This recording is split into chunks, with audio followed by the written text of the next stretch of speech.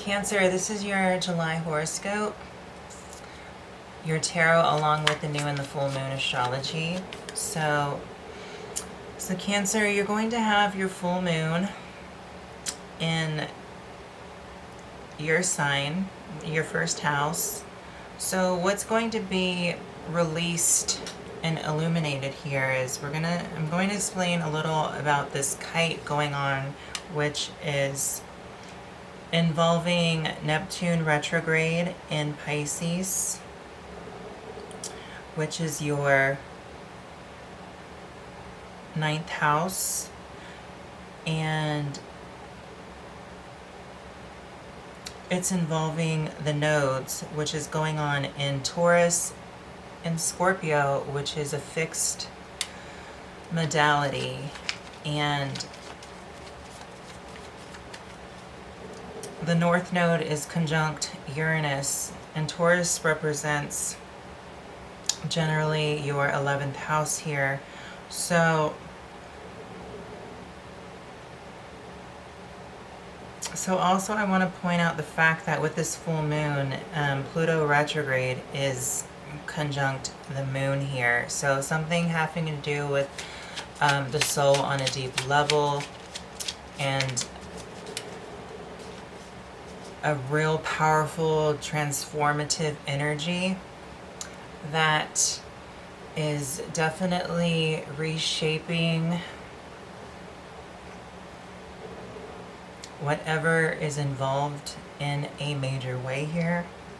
So it's a slow process with Pluto, but it's one that is necessary, is a grueling process, but is going to create the most change.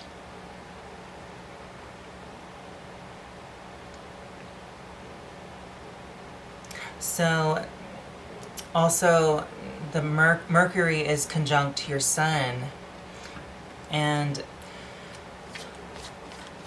this kite aspect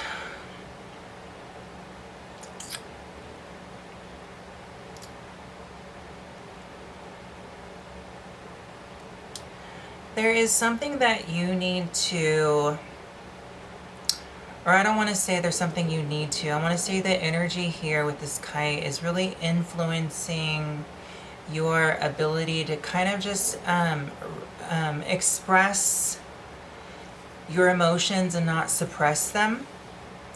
And this is going to create a lot of liberation as you move forward, because Uranus is with the North Node here. North Node is just representing a direction where the energy is led to in order to get to some sort of opening that is going to lead to new pastures, so to say, with Taurus. And wherever this is happening, well, this is happening within your 5th and 11th house. However, you have your own astrological chart, but this is the energy that's very prevalent now, that's going on currently for the collective. So this is how I'm explaining it. However, you know, with your first house here, the full moon, it's bringing into a climax this intention. So with Neptune retrograde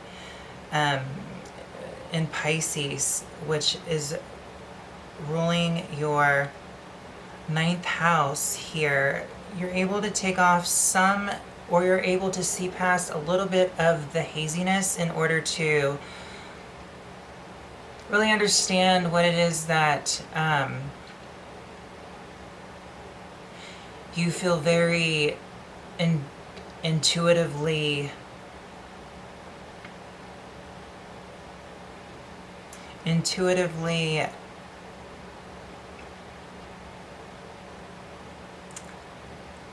wise about regarding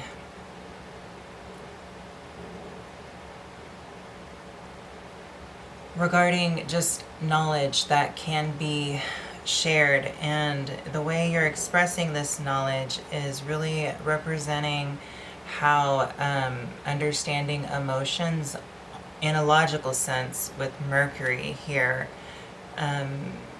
is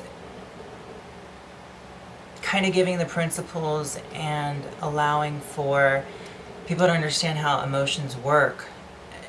yourself included, or you're coming to a certain climax with understanding more so how emotions are definitely responsible for, you know, in a more beneficial sense, a liberating quality.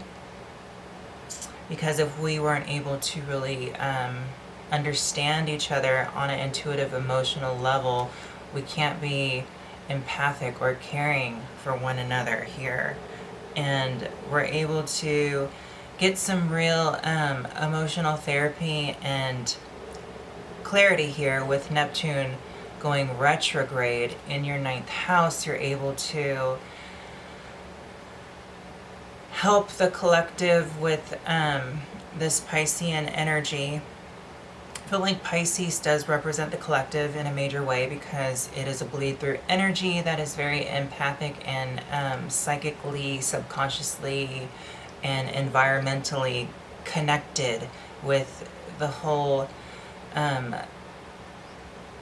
merging one's energy, thoughts, and intuition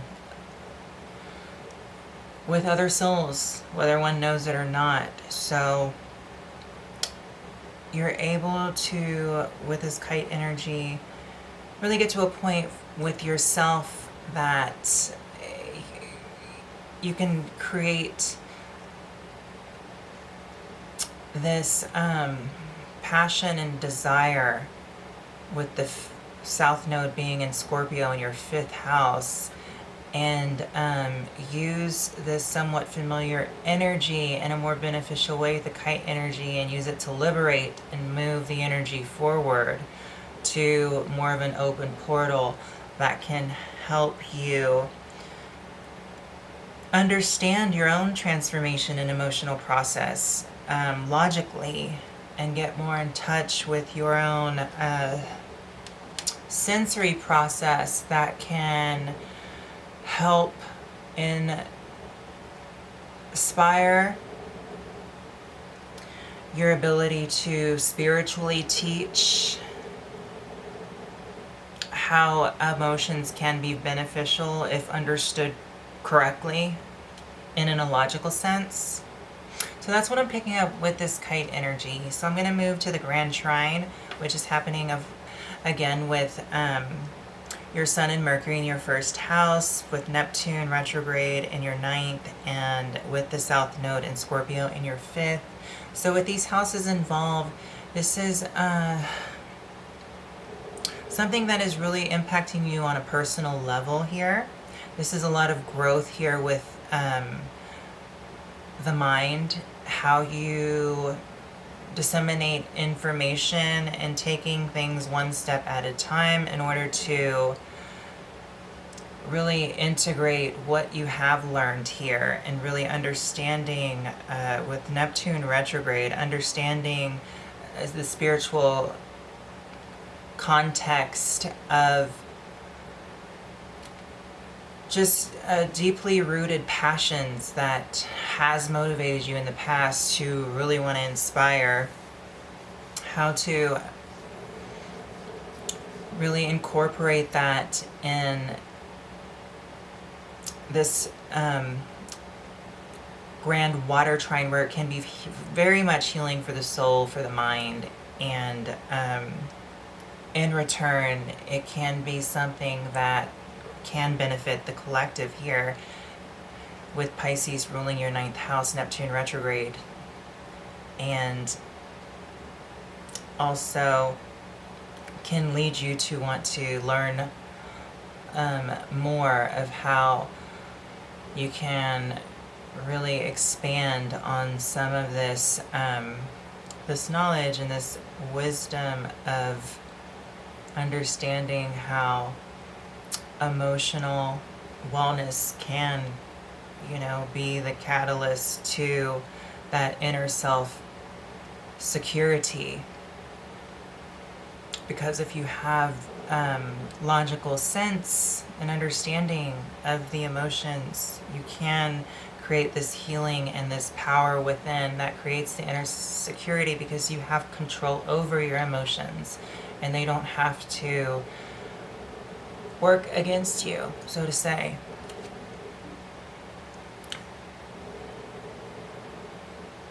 And with the T-square going on with Saturn retrograde in your 8th house, ruled by Aquarius, Saturn here moving, he's at 24 degrees. This is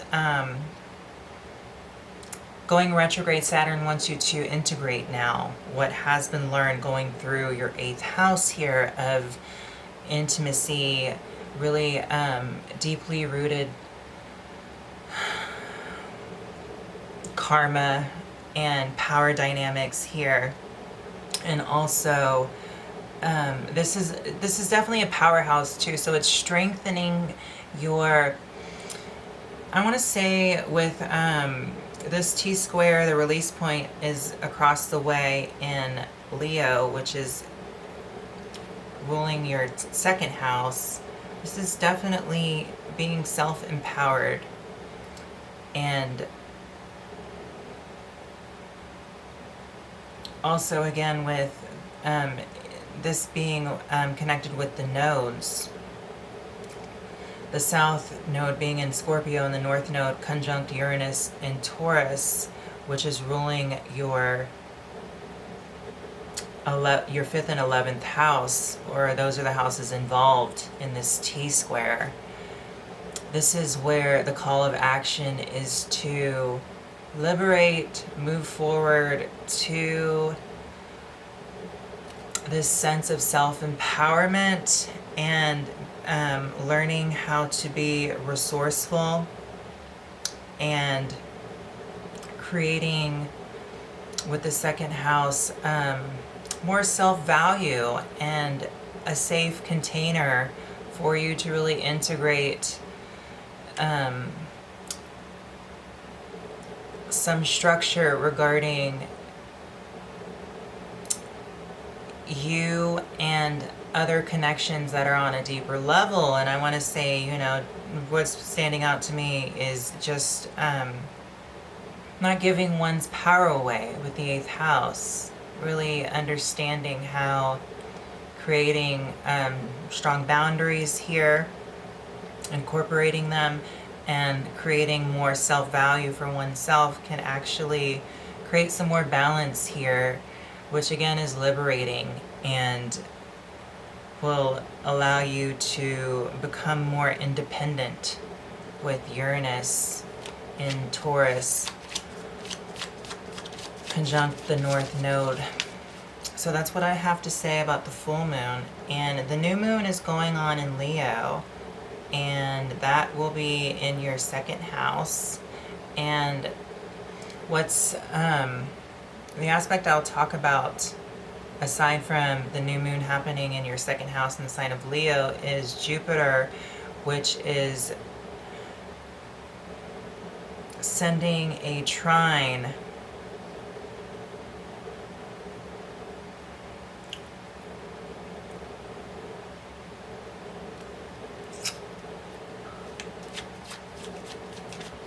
over to the new moon, and Jupiter is in Aries. So Aries rules over your 10th house, Cancer. This is what you do in the world externally, something that is emphasized for you to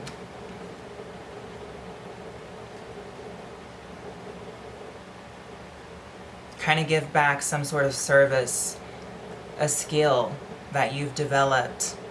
I would say developed in past lives that you built up, and the world needs it. So it being an Aries, Jupiter trining over to the new moon in your 2nd house, this is a potential for you to really plant a seed with the new moon, and it's a new intention where you could possibly become somewhat of a, not only a spiritual leader with Jupiter, but a teacher and a trailblazer with Aries ruling over your 10th house. And it's it could be something that's correlated or tied in with some sort of job you do, or a career, or just something you're being called to do.